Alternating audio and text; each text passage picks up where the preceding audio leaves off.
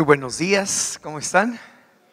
Póngase en pie, por favor, para poner este tiempo en las manos del Señor, darle gracias por todo y que esto en verdad sea de edificación para nuestras vidas. Señor, gracias por este tiempo en el que podemos aprender, ser enseñados, como tú enseñaste a tus discípulos, como también nos pides a nosotros que enseñemos a otros de lo que tú nos has enseñado también, y que también sean seguidores de Jesús.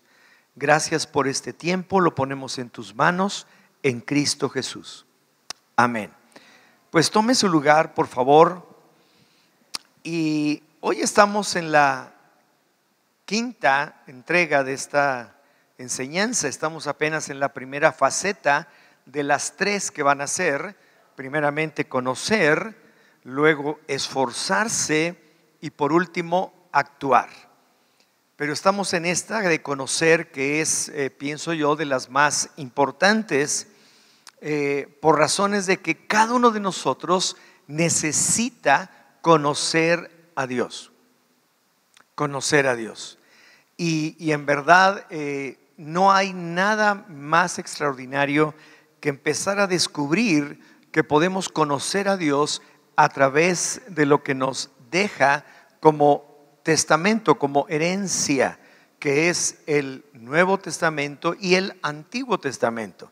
Y a través de estos testamentos nos está dejando ver con claridad quién es Dios, cómo es Dios, y luego nos dejó la promesa más importante, que es el Espíritu Santo, la tercera persona de la Trinidad, quien nos revela, nos destapa la mente para que podamos ver lo que antes ni siquiera imaginábamos poder ver acerca de lo que es Dios, lo que significa para nuestras vidas y cómo podemos en verdad vivir nuestra vida en Él.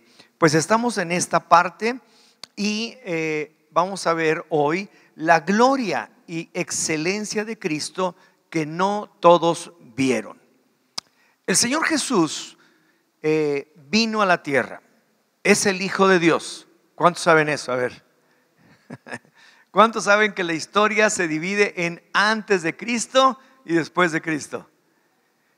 En todo el mundo, en los que creen y en los que no creen, pero así está dividida la historia. ¿Por qué? Porque es el personaje más extraordinario de la historia, simplemente. Y está dividida así. Pero Jesús es Dios. Y ahora lo vamos a leer en esta escritura. Y siendo Dios, no tomó en cuenta el ser igual a Dios como una cosa a la cual aferrarse, sino que desde antes de la fundación del mundo ya estaba todo así predicho, que el Hijo de Dios vendría a la tierra con un propósito muy claro: salvar a la gente, salvar a el ser humano caído y hacerse hombre como tú y como yo, para que nosotros pudiéramos darnos cuenta de cómo es Dios a nuestro nivel. Al ver a Cristo como hombre, como el Hijo del Hombre, dice la Escritura, podemos darnos cuenta cómo es Dios y cómo nosotros podemos también seguir ese ejemplo, y cómo nosotros podemos ver la misma gloria y excelencia de Dios en la persona de Jesús. Pero la desgracia es que no todos la vieron y no todos la ven. No todos la ven. Entonces, el problema más fuerte que tiene la humanidad, el ser humano, es que Dios nos visitó en la persona de Jesús, pero no todos le vieron, y no todos le ven, aún en la actualidad. Muchos le rechazan, muchos no lo quieren, no quieren saber nada de Él, muchos no creen, muchos son indiferentes, a otros no les importa.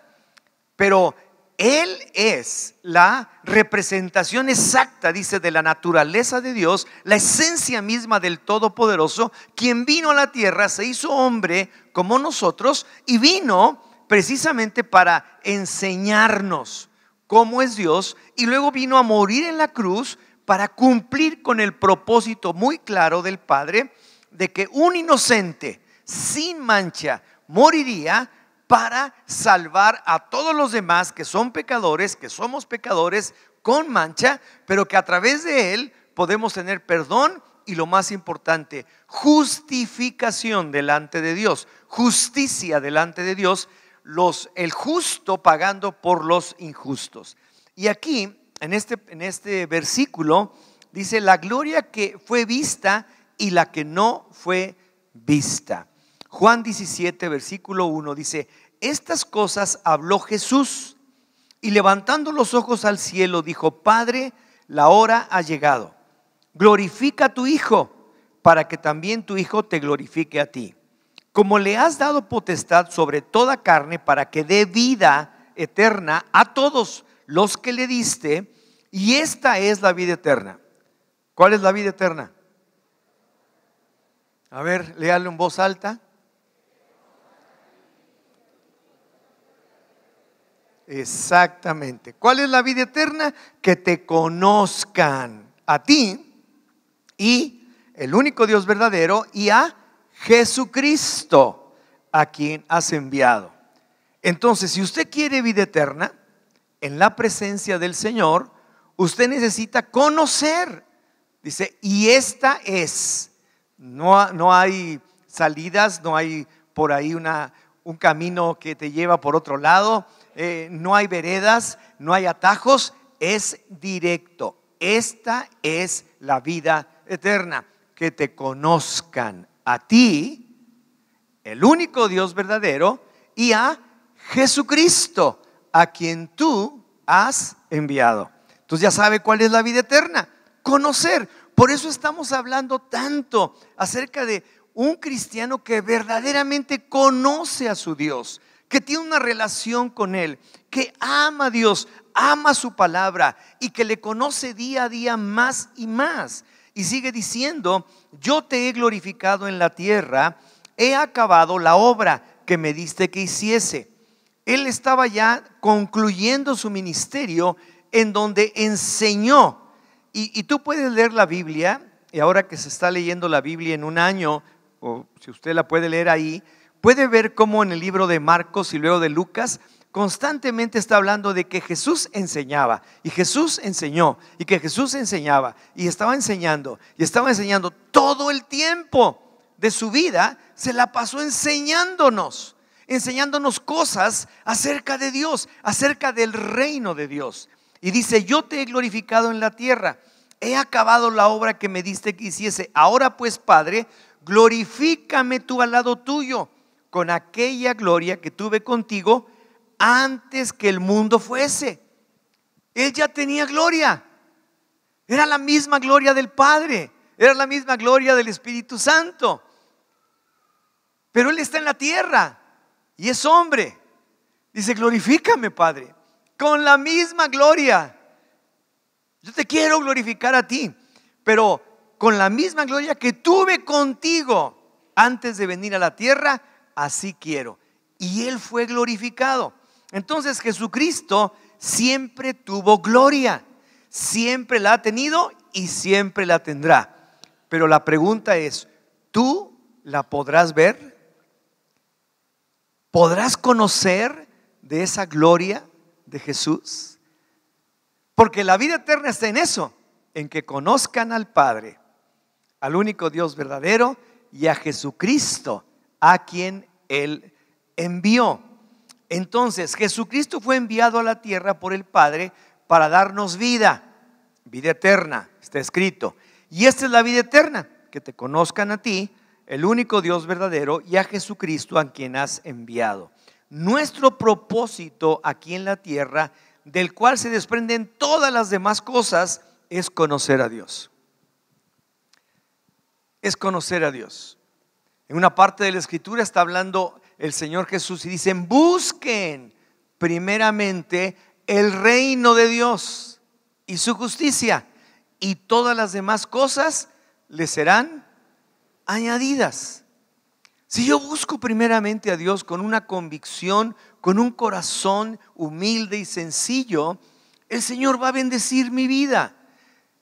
Si yo me relaciono con el ser más importante que existe, me relaciono con el Dios todopoderoso y eterno, el que me da vida aquí en la tierra, vida eterna en su presencia, etcétera, pues obviamente que voy a tener una vida completamente diferente a aquellos de los que no conocen verdaderamente al Señor.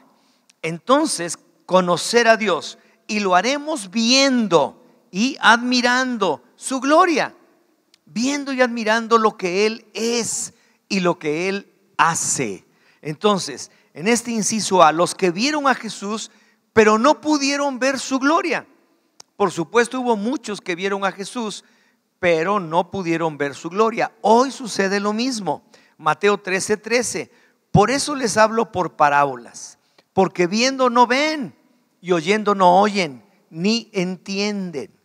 El Señor a veces daba ciertas parábolas con significado y otras que no tenían tan fácilmente el significado, porque se necesitaba de fe, se necesitaba de creer en aquel que está diciéndolas. Y si no tienen fe, pues no tienen ojos para ver ni oídos para oír. Ellos vieron, por ejemplo, a un glotón, un bebedor de vino, amigo de publicanos y pecadores. Mateo 11:19.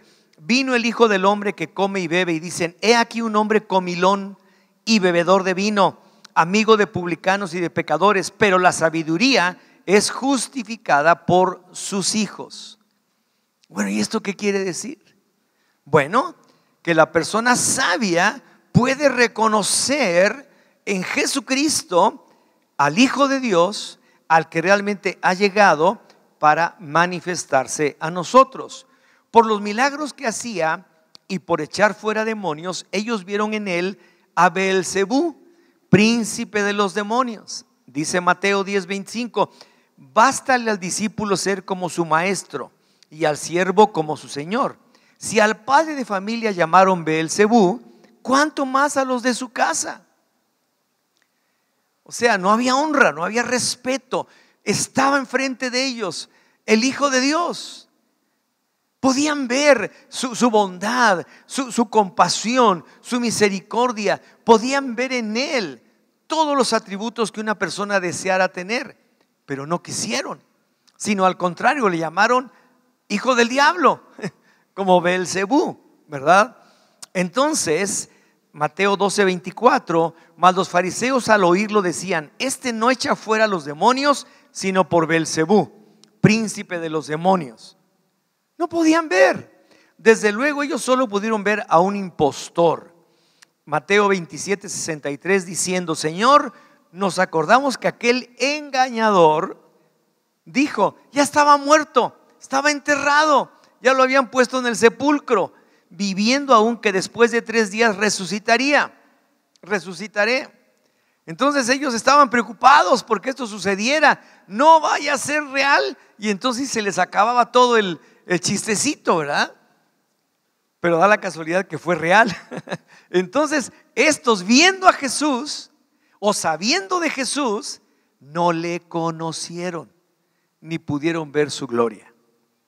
Hoy hay gente que sabe de Jesús, pero no le conoce, y por lo tanto tampoco puede ver ni disfrutar de la gloria de Dios, de la enseñanza, de su amor, de su compasión hacia sus propias vidas. Inciso B, la gloria de Cristo en su primera venida. Todos sabemos que el Señor Jesús, después de morir, resucitó de los muertos al tercer día, estuvo con ellos, con sus discípulos y con muchos más, 40 días aquí en la tierra, apareciéndoseles permanentemente, enseñándoles nuevamente acerca del reino de Dios, y a los 40 días ascendió al cielo y está sentado a la diestra del Padre. A los 10 días, 50 días después de la Pascua, viene la fiesta de Pentecostés allá en Israel. Y a los 50 días, 10 días después de que Él ascendió, envió al Espíritu Santo. Y les dijo a sus discípulos: no se vayan, quédense quietos, esperen la promesa que oyeron de mí. Esperen la promesa del Padre que oyeron de mí, se les enviará. Pero aquí lo importante es que vino por primera vez, pero volverá por segunda vez. Pero ya no vendrá como el Cordero de Dios sin mancha, inmolado, muerto, sacrificado, sino volverá a reinar sobre la tierra. Y aquellos que creemos en Él, reinaremos, dice la Biblia, juntamente con Él. Y para los que no saben, reinaremos por 1000 años juntamente con Él. ¿En qué ciudad te gustaría reinar? ¿Ya pensaste? Porque va a haber un lugarcito donde tú vas a reinar aquí en la tierra, ¿verdad? Es interesante descubrir estos detalles, ¿no? Pero bueno, la gloria de Cristo en su primera venida. Pero hubo quienes sí pudieron ver esa gloria formidable de Jesús. Fue el exquisito e incomparable despliegue de perfección.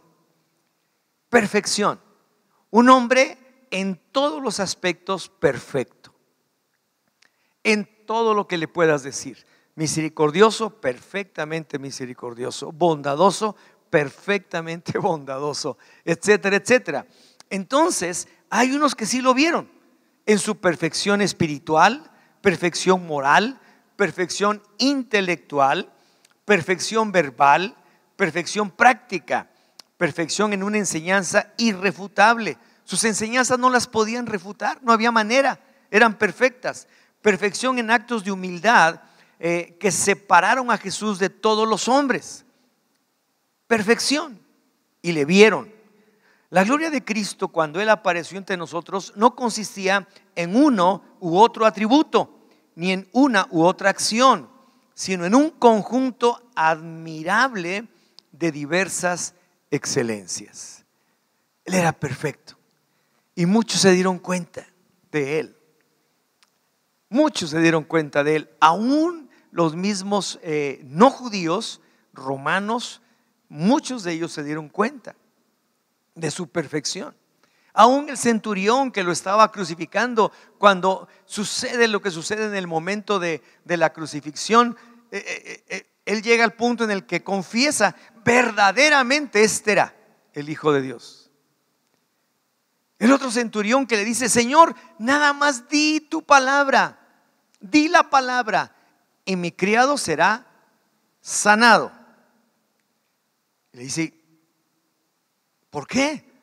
Dice: porque yo soy hombre bajo autoridad y yo tengo bajo mi autoridad a soldados, y a este le digo ve y va, y a este le digo vente y viene.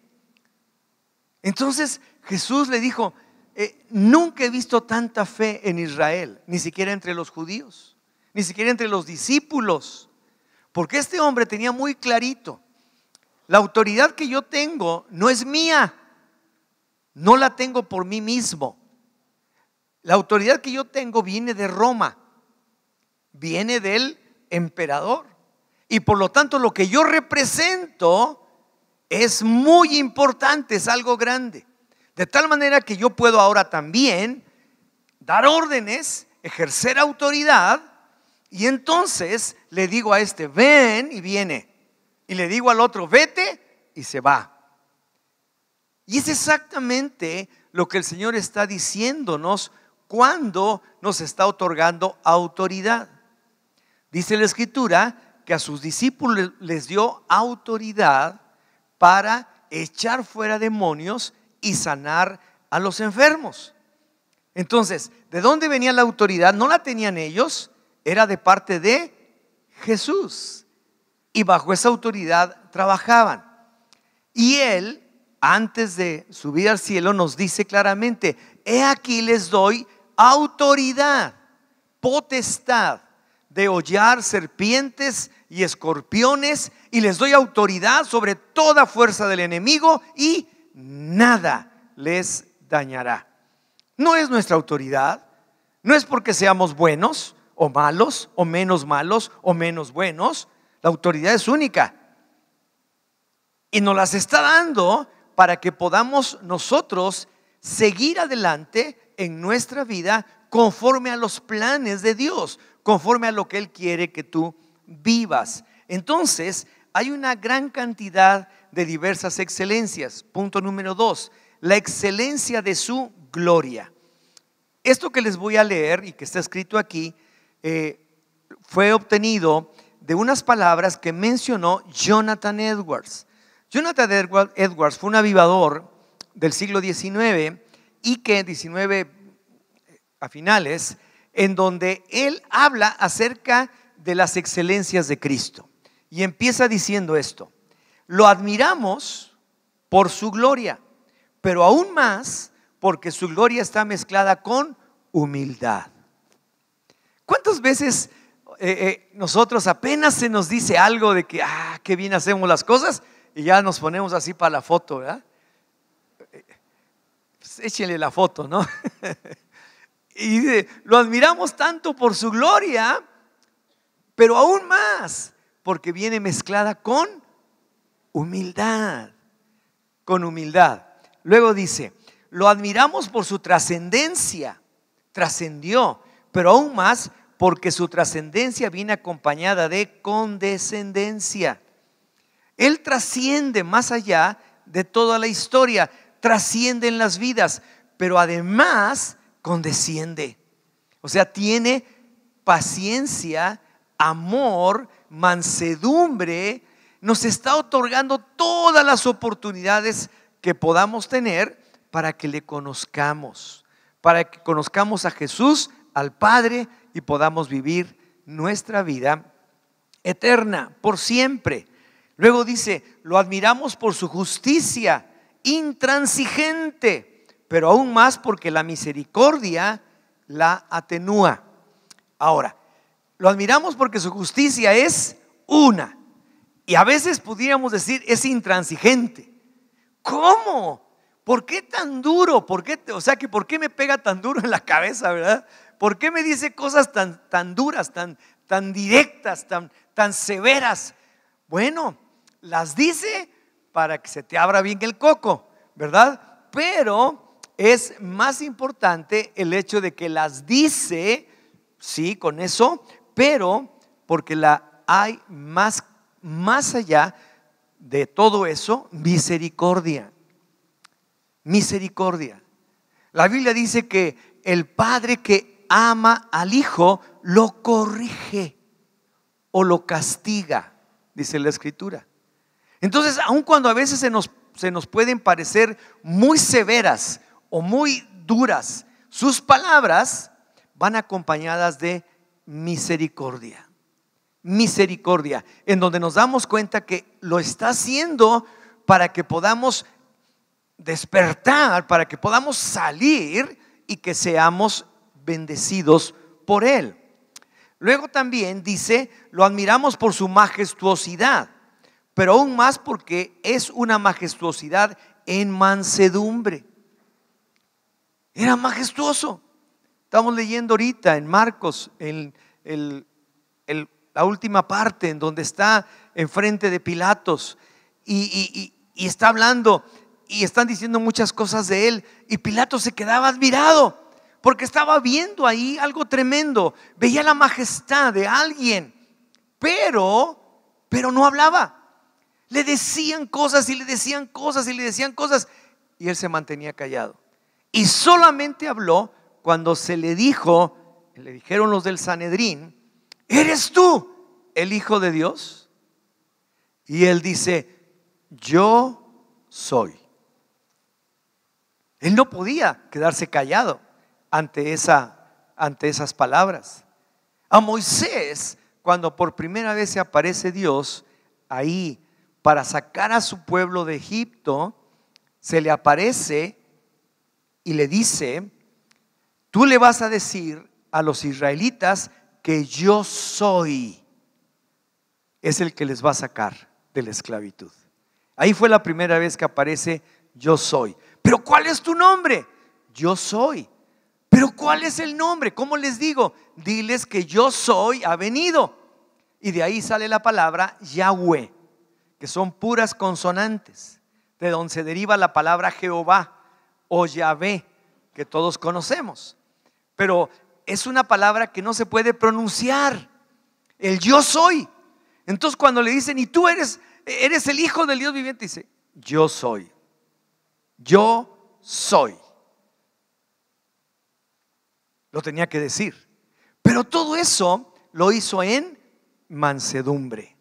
Luego, lo admiramos por su igualdad con Dios, es igual a Dios, pero aún más porque a pesar de ser igual a Dios, muestra por Dios el Padre una profunda reverencia. Él y el Padre uno somos, dice. Yo y el Padre uno somos, está diciendo. Pero no somos igualados, ¿verdad? ¿No? Porque muchas veces hay tanta confianza que entre los hijos y los padres, que los hijos se vuelven igualados, ¿verdad? Irrespetuosos y deshonran al padre. Espérate, sí, yo soy tu padre y te amo muchísimo, pero no te pases de la raya, ¿verdad? Nunca se pasó de la raya Jesús. A pesar de ser igual a Dios, a pesar de ser Dios, Él siempre habló de su Padre como la persona de la cual recibía toda la enseñanza y solamente hacía lo que el Padre le decía que tenía que hacer y hacía la voluntad del Padre. Entonces le admiramos, ¿verdad? Porque aún siendo igual a Dios, a pesar de ser igual a Dios, muestra por Dios una profunda reverencia. Eso es lo que tenemos que enseñar a nuestros hijos. No quiero que me adores, ni quiero pero quiero que me respetes. Quiero que haya honra. Tú y yo somos iguales. De mí salió el ADN para que tú nacieras. Eres mi hijo, tú eres igual que yo. Pero momento, no te pases de la raya, ¿verdad? Necesitamos darnos honra. Igual entre personas. Todos somos iguales delante de Dios. Y yo tengo que darte honra.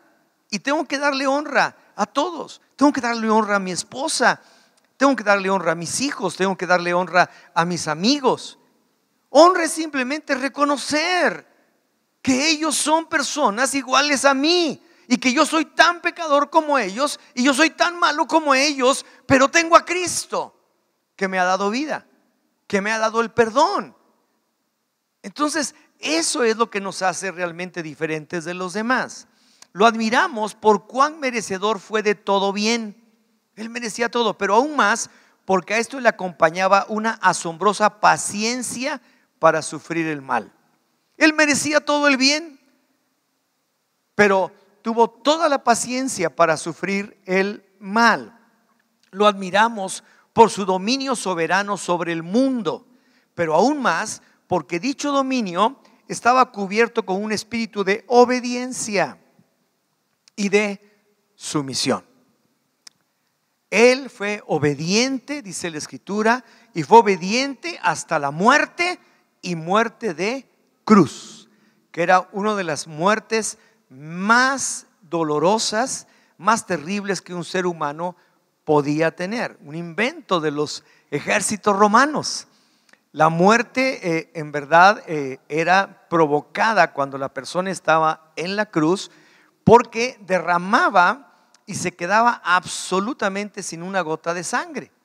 O sea, estaba desangrándose permanentemente hasta que no tenía nada, se sofocaba con sus propios pulmones y moría.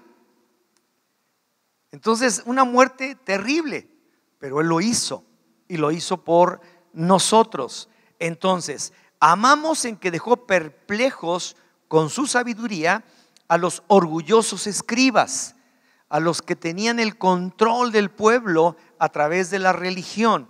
Y lo amamos aún más porque podía ser tan sencillo como para que le agradasen los niños y pasar tiempo con ellos. El reino de los cielos es como los de un niño. Y si no te haces como un niño, no puedes entrar en el reino de los cielos. dice Jesús. Lo admiramos porque podía aquietar la tormenta, pero aún más porque rehusó hacer uso de dicho poder para atacar a los samaritanos con un rayo. En Lucas 9, 54, 55 están los apóstoles y estos samaritanos están echándole leña. Dice: Señor, ¿quieres que mandemos que venga fuego del cielo y los queme a todos estos? Le dice: carambas, ustedes no saben ni siquiera lo que están diciendo. Si yo no vine para que se murieran, para que los mate un rayo, ¿verdad? O para que los queme el fuego del infierno. Yo vine para salvarles. Vine para que no tengan que pasar por esas situaciones. Entonces, Él es admirable por eso, y rehusó hacer uso de ese poder para librarse de la cruz. Él tenía el poder para librarse de eso, pero no lo hizo. Todo esto fue escrito por Jonathan Edwards. Punto 3. La belleza espiritual de Cristo. La belleza espiritual de Cristo es Cristo en acción. Cristo amando, Cristo tocando leprosos, Cristo bendiciendo niños, curando a los cojos, resucitando muertos, dando órdenes a demonios, enseñando con autoridad inigualable, silenciando a los escépticos, reprendiendo a sus discípulos, prediciendo los detalles de su muerte, poniendo su rostro como un pedernal hacia Jerusalén, llorando por la ciudad, guardando silencio ante sus acusadores, siendo soberano y humilde ante Pilato. Tremendo. Entonces, esa es la belleza espiritual de Cristo, y eso es lo que también a nosotros nos hace diferentes de los demás, cuando esto práctico, en lo práctico, se aplica en nuestra vida. Cuando en lo práctico tú estás siendo como Jesús, o estás siendo parte o algo de lo que Jesús es y de lo que Jesús hizo, amando. Sí, ámense los unos a los otros. Este mandamiento les dejo. Al final le dijo a sus apóstoles: ámense los unos a los otros como yo les he amado. Sanen a los enfermos, Cristo limpiando, tocando a los leprosos. Bendigan a los niños, resuciten muertos, echen fuera demonios, enseñen con autoridad, hablen la palabra de Dios con toda certeza, con toda convicción, con toda certidumbre en lo que están hablando. Eso es vivir a Cristo, ver a Cristo en acción en nosotros. Juan 19:11. Respondió Jesús: ninguna autoridad tendrías contra mí si no te fuese dada de arriba. Pilato estaba diciendo: ¿qué no te das cuenta que yo te puedo soltar? ¿Qué no te das cuenta que yo, si doy una orden, ahora mismo te suelto y ya sales libre? Dice: no, ninguna autoridad tendrías si no te la estuviera dando mi Padre allá arriba. O sea, no era la autoridad de Roma, era la autoridad del Padre, el cual tiene el control sobre todo. Por eso Él nos indica que oremos por las autoridades superiores que hay, por nuestros gobiernos, por nuestros gobernantes, por aquellos que están en autoridad, dice, porque esa autoridad viene de arriba y por lo tanto debemos reconocerla y honrarla, nada más, pero reconocerla. Entonces es importante, siendo crucificado, llorando por sus enemigos, perdonando al ladrón, cuidando de su madre cuando agonizaba. Cuando agonizaba, le dijo a Juan, el más joven de los discípulos, le dijo: hey, esa es tu madre. He aquí mi madre. Ese es.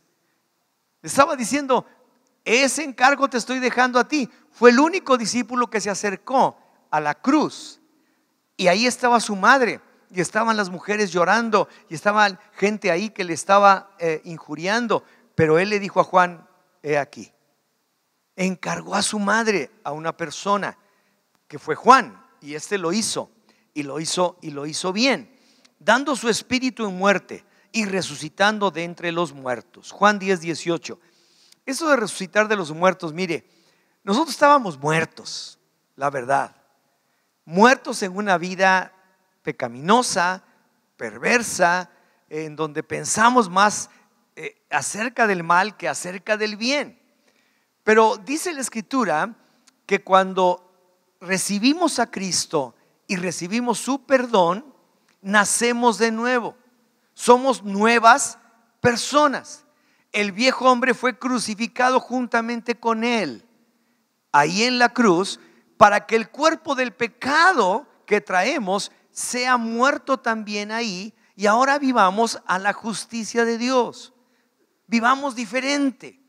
Entonces también en nosotros se aplica el hecho de que morimos ¿y qué? Resucitamos en nuevas personas diferentes, ¿verdad? Muy bien. Y luego dice en Juan 10:18, nadie me la quita. Él está diciendo, mira, mi vida, la que tú dices que tienes autoridad para dármela o quitármela, dice, mira, a mí nadie me la quita. Yo mismo la pongo y tengo poder para ponerla y tengo poder para volverla a tomar. Y así fue. Este mandamiento recibí de mi Padre. No lo estoy inventando. Inciso B, tal es la gloria de Cristo, muestra su gloria en palabras, acciones y sentimientos. En tres cosas, en palabras, en acciones y en sentimientos. Sin embargo, el clímax de la gloria de su vida en la tierra fue la manera en que terminó, su crucifixión y resurrección. Toda una vida de amor incomparable y maravillosa. C.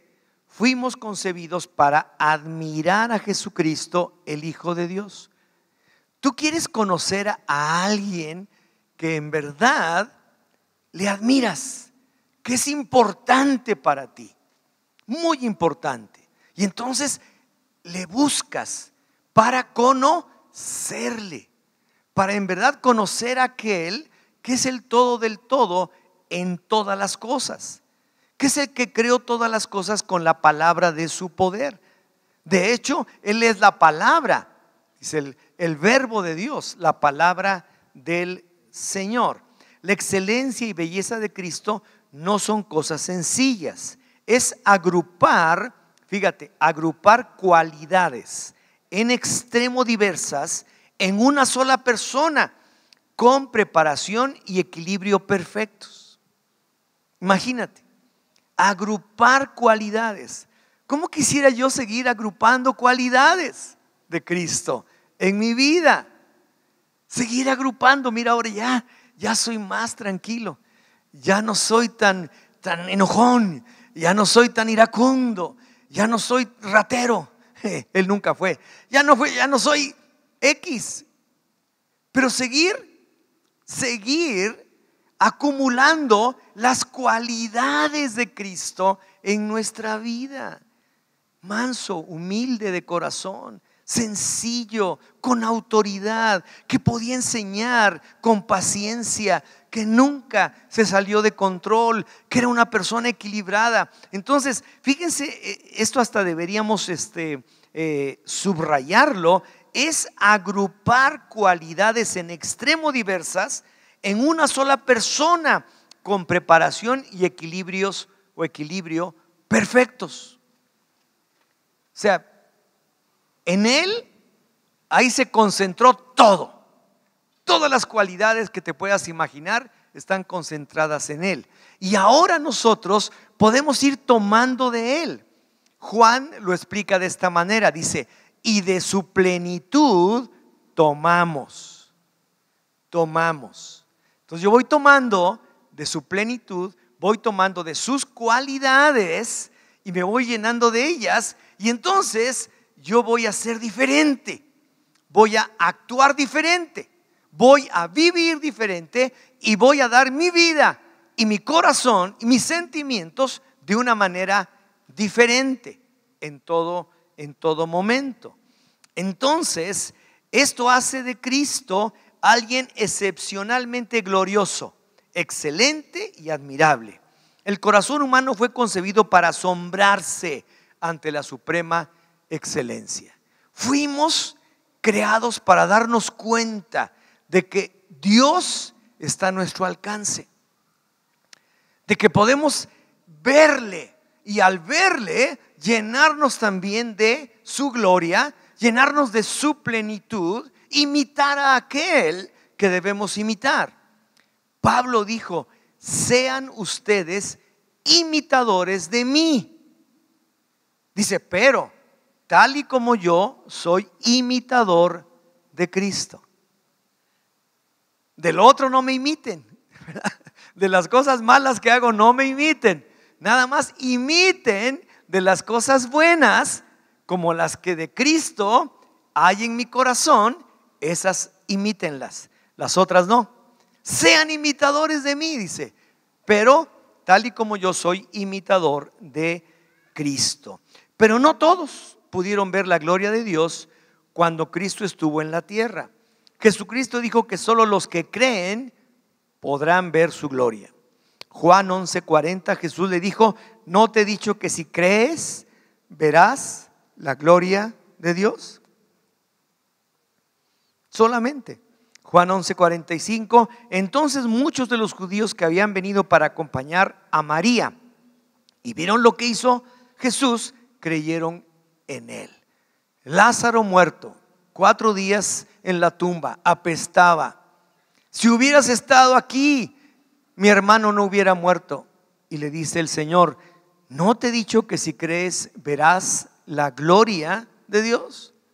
Y vieron la gloria de Dios.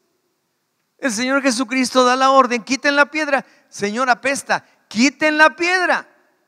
Y le grita a Lázaro: Lázaro, ven fuera. Y Lázaro sale. Y vieron su gloria. Pero muchos de los fariseos religiosos que estaban ahí presentes, ni con esas creyeron, ni viendo ese milagro. Por eso uno no cree por los milagros. Uno no cree por esas cosas. Uno cree por el corazón, cuando está convencido que sin Dios no puede vivir aquí en la tierra. No porque resucitó un muerto, no porque viste que alguien sanó, no porque viste que, no, sino cuando te das cuenta que sin Dios tú no puedes vivir aquí en la tierra. Entonces vas a ver la gloria del Señor. 4, para ver su gloria hace falta un cambio de actitud. Juan 5:44. ¿Cómo podéis vosotros creer, pues recibís gloria los unos de los otros, y no buscáis la gloria que viene del Dios único? Nos gusta recibir reconocimiento, nos gusta recibir apapacho de los demás, nos gusta recibir que nos vean. Dice, no, ese no es. Eso, así no es la cosa. Dice, ustedes necesitan recibir de la plenitud, de la excelencia, de la gloria de Cristo en sus vidas. Entonces la condición egocéntrica de los corazones humanos no puede creer, porque no pueden ver la belleza espiritual. Es una discapacidad moral. Hay una discapacidad moral hoy en día terrible, porque están tan ensimismados que son incapaces de ver algo que condenaría su orgullo. Ven algo en donde se ven como en un espejo. Soy orgulloso, soy soberbio, soy egoísta, y no lo quieren ver. Entonces mejor se hacen a un lado, y les daría alegría mejor admirar a otro. Por eso es que para ver la gloria espiritual de Cristo hace falta un profundo cambio espiritual. Y como les dije, los milagros no cambian. No cambian. Yo conozco gente que ha recibido milagros portentosos de Dios en sus vidas y no creen en Él. Vienen por el milagro. Y Dios es tan misericordioso y también nos confunde tanto con eso, pero les sana, porque es misericordioso, simplemente porque les ama. Y ellos se van. Es como los 10 leprosos. Vienen, se acercan a Jesús, y el Señor Jesús sana a los 10. A los 10 los sana, y se regresan y se van. Y de todos ellos solamente uno reconoce a Jesucristo y regresa para darle las gracias. Y el Señor Jesús le dice: oye, ¿y dónde están los demás? ¿No fueron 10? Porque solamente uno regresó. Los demás les valió. ¡Qué tremendo! pero así es el corazón humano. Por eso para verle no es tanto a través de cosas sobrenaturales. Hay gente que está esperando algo sobrenatural. En una ocasión le dijeron al Señor Jesús: enséñanos, danos una señal. Dice: no te puedo dar ninguna señal. Si tú no puedes creer, pues no hay nada. ¿Por qué quieres una señal? Es como si ahorita se acercara alguien y me dijera: haz una señal y voy a creer en lo que dices. Pero es que no lo digo yo, lo dice la Biblia. No, pero tú hazme una señal. Pero yo, ¿cómo te voy a hacer una señal? No puedo. Si no tienes corazón para creer, nunca vas a creer y nunca vas a cambiar. Por eso el Señor está hablándonos claramente de que la gloria de Cristo la podemos ver, y lo que me encanta, podemos ir tomando de esas cualidades perfectas del Señor y podemos ir tomando y haciéndolas nuestras cada vez que le conocemos más y que queremos parecernos más y más a Él. ¿Está bien? Pues inclina tu rostro, vamos a orar. Señor, gracias, muchas gracias, porque nosotros queremos ser de los que sí pueden ver en ti al Dios único y verdadero. Y queremos conocerte porque queremos tener vida. Y sabemos que la vida eterna es esta: que conozcan al Padre, al único Dios todopoderoso y verdadero, y al Hijo, a quien tú enviaste. Y Señor, yo te doy las gracias porque hemos creído al anuncio, hemos sido perdonados, somos nuevas criaturas. Y todo aquel que está en Cristo, nueva criatura es. Las cosas viejas pasaron, he aquí, todas son hechas nuevas. Gracias, Señor, en el nombre de Jesús. Amén. Amén. Bueno, seguimos la próxima semana. No se lo pierda, que va a estar muy, muy bueno.